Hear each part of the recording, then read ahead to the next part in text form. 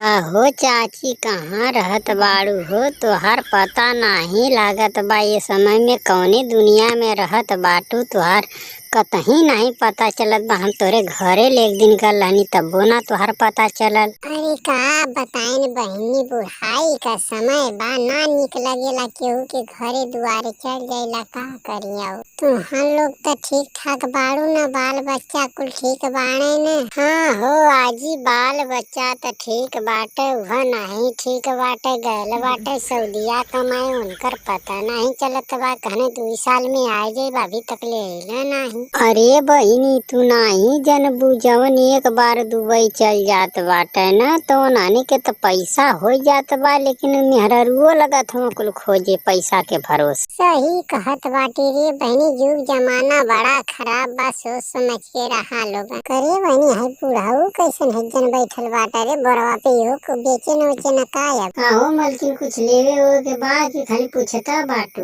अरे नहीं हो, कुछ लेवे हो के नहीं बा, लेवे के रहल त हम ले लेनी है। बुढ़ऊ तो तू कहिया से दुकान खोल देला हो? अरे तू अजुए जानत हो, हमार तो 2-3 साल हो गए दुकान खुलले।